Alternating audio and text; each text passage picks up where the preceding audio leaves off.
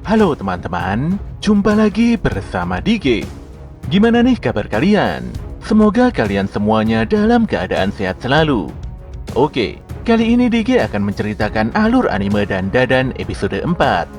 Sebelum lanjut, Dige menyarankan agar kalian menyempatkan diri untuk nonton anime ini secara langsung karena dijamin kalian pasti puas dan tentu saja memiliki pengalaman nonton tersendiri. Tapi jika kalian gak ada waktu, maka mampir ke sini adalah pilihan yang paling tepat. Karena Dige dengan senang hati akan menceritakan semua kisahnya untuk kalian semua. Sebelum lanjut, buat kalian yang baru saja menemukan channel ini, ada baiknya untuk subscribe dulu. Jangan lupa juga untuk menyalakan notifikasinya, agar kami semakin semangat untuk menghadirkan konten-konten terbaik buat kalian. Oke, langsung saja. Persiapkan diri kalian and enjoy.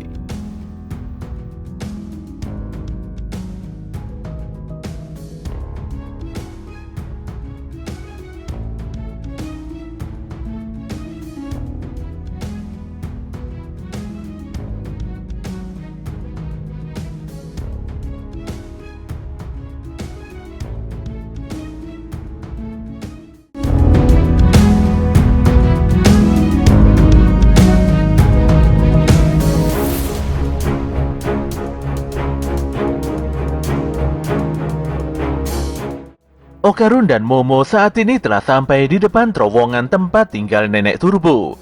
Demi kebaikan bersama, keduanya pun memasuki terowongan, walau sebenarnya terjadi perdebatan di antara mereka tentang siapakah yang harus masuk duluan.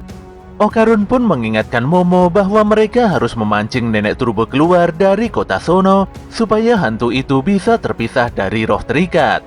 Hal itu dilakukan agar kekuatan Nenek Turbo melemah dan mudah dikalahkan. Momo pun nampak tenang karena dia dan Okarun pernah mengalahkan alien sumo besar. Gadis itu pun mulai sesumbar bisa mengalahkan sosok nenek-nenek. Tapi di sini dia jadi kaget setelah melihat kepala si Nenek Turbo yang begitu besar. Tidak berhenti di situ, Okarun juga berteriak histeris setelah menyadari kalau di belakangnya juga muncul kepala besar si Nenek Turbo. Walau kebingungan, Momo pun berinisiatif untuk mengeluarkan tongkat bisbol dari tas Okarun dan setelahnya melesatkan tongkat tersebut pada si Turbo. Tapi serangan itu benar-benar tidak berguna di hadapan si Nenek Turbo. Di sini Okarun meminta agar Momo melepaskan kutukannya agar dia bisa berguna untuk menghadapi Nenek Turbo. Perubahan wujud pun awalnya lancar, tapi sedetik kemudian Okarun kembali ke dalam wujud normalnya. Momo sendiri kebingungan dengan apa yang terjadi pada Okarun.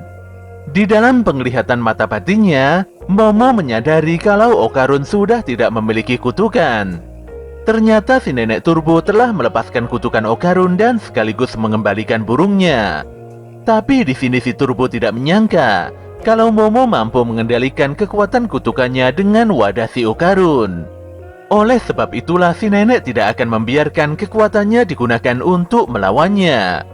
Dia pun berniat untuk memakan pemuda-pemudi di hadapannya itu hidup-hidup. Saat si Nenek Turbo mulai membuka mulutnya, Momo pun mengingat pesan Seiko untuk menantang Turbo adu kecepatan. Dia lantas memaki dan menganggap si nenek cupu karena tidak mau duel lari-larian. Sesuai dengan informasi Seiko, si Turbo langsung berhenti menyerang dan kembali pada wujud aslinya. Walau sangat kesal karena harga dirinya direndahkan, tapi si Turbo mau menerima tantangan Momo.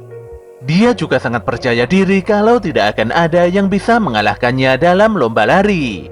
Momo pun menjelaskan tentang aturan duel yang cukup mudah, di mana kejar-kejaran ini tidak terbatas dan tidak memiliki garis finish. Jika menang, maka si Nenek Turbo bisa menangkap dan berbuat sesukanya. Momo hanya meminta waktu 10 menit saja untuk berlari duluan. Jika si nenek tidak mematuhi aturan ini, maka Momo mengancam akan menyebarkan isu kalau legenda si Turbo itu hanyalah ampas. Nenek Turbo pun menyetujui aturan tersebut, dan sebenarnya dia juga membenci orang-orang yang melanggar aturan. Saat itu juga Momo dan Okarun langsung berlari secepat kilat untuk menyelamatkan diri. Tapi cara menghitung Nenek Turbo sangatlah aneh dan begitu ngawur. Dalam sekejap mata, nenek itu berhitung hingga 10 menit. Padahal secara normalnya, hitungan itu masih beberapa detik saja. Jelas saja si Momo segera tertangkap oleh kekuatan sihir si nenek hingga tidak berkutik. Okarun pun berusaha menyelamatkan Momo, walau dia menyadari kalau usahanya pasti sia-sia saja. Pemuda itu pun mengutuk keras tindakan si nenek turbo yang sangat curang dalam berhitung. Padahal sebelumnya hantu itu sudah berjanji untuk tidak berbuat curang. Dikarenakan begitu bingung, Okarun nampak gelap mata dan langsung menggigit opai nenek turbo. Hal ini pun membuat hantu nenek itu menjerit kesakitan dan meminta untuk dilepaskan. Tapi Okarun tidak mau melepaskannya hingga Momo dibebaskan. Anehnya, saat ini kekuatan nenek turbo tidak bisa keluar dan begitu lemah. Hantu itu pun tidak memiliki pilihan lain selain merasuki Okarun secara langsung. Setelah berhasil merasuki Okarun, nenek turbo pun segera beranjak untuk menghabisi Momo. Tapi anehnya si nenek malah terlihat kesakitan dan tubuhnya seperti diremas-remas. Ternyata saat ini Momo bisa melihat sosok arwah nenek turbo yang asli di dalam tubuh Okarun. Dia pun meremas dan mencengkeram arwah gentayangan itu hingga sangat kesakitan.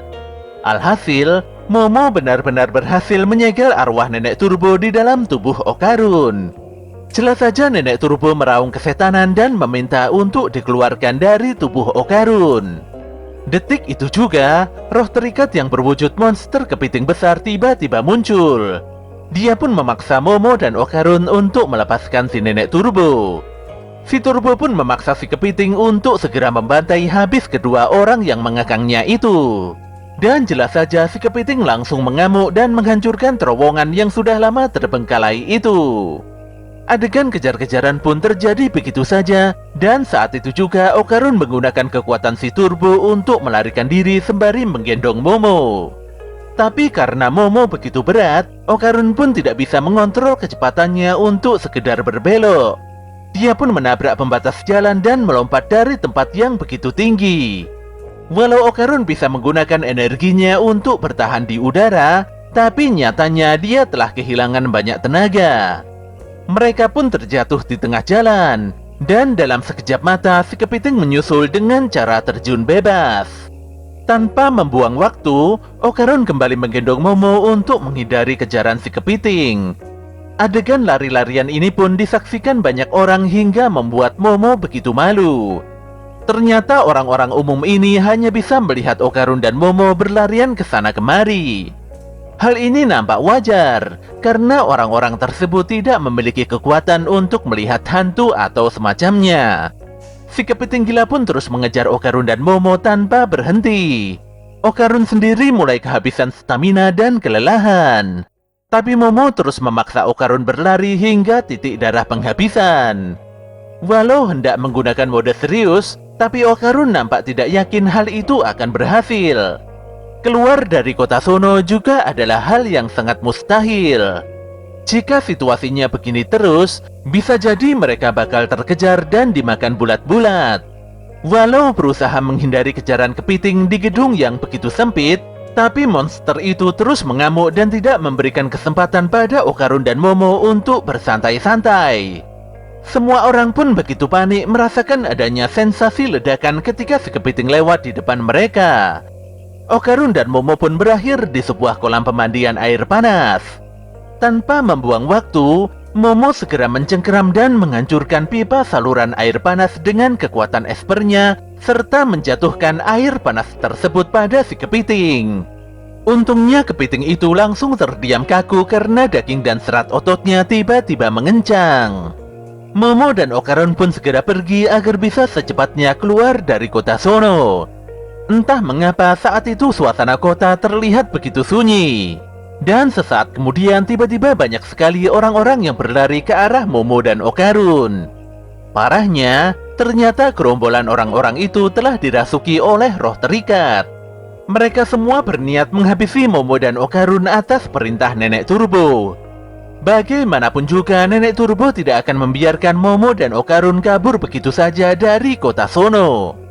Belum selesai urusan dengan para manusia kesurupan, tiba-tiba saja si kepiting kembali bangkit dan menghadang keduanya. Melihat situasi yang sudah semakin genting, Momo pun meminta Okarun untuk menggunakan kekuatan mode seriusnya kembali. Tentu saja Okarun bimbang.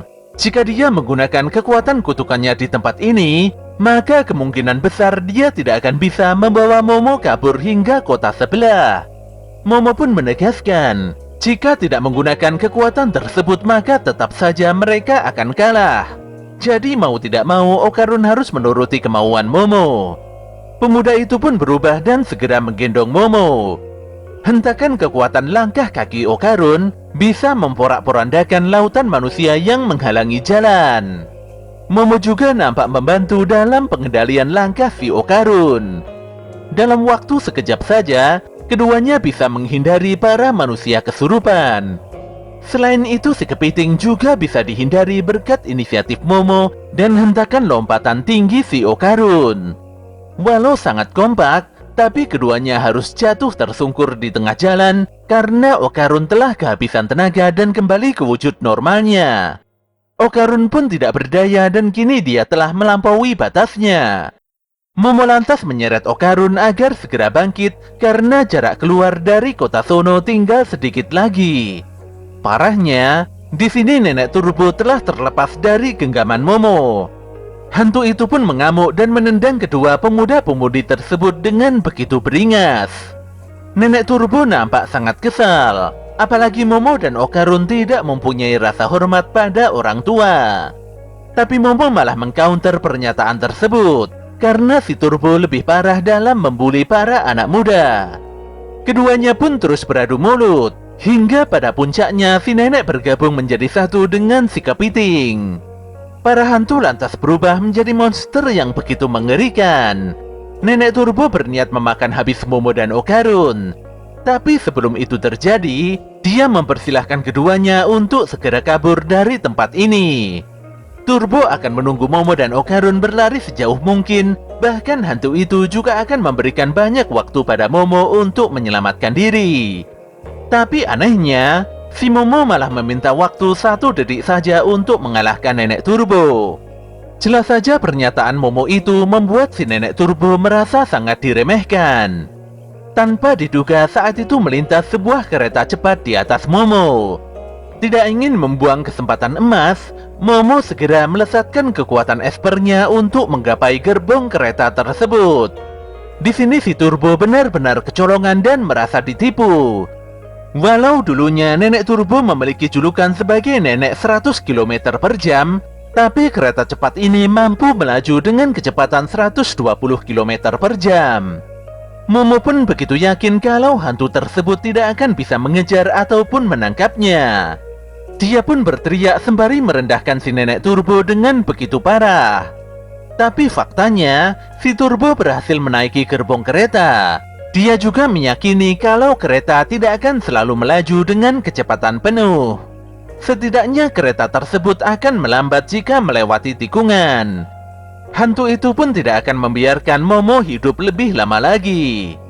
Tapi ternyata ini semua adalah strategi Momo untuk mengalahkan Nenek Turbo.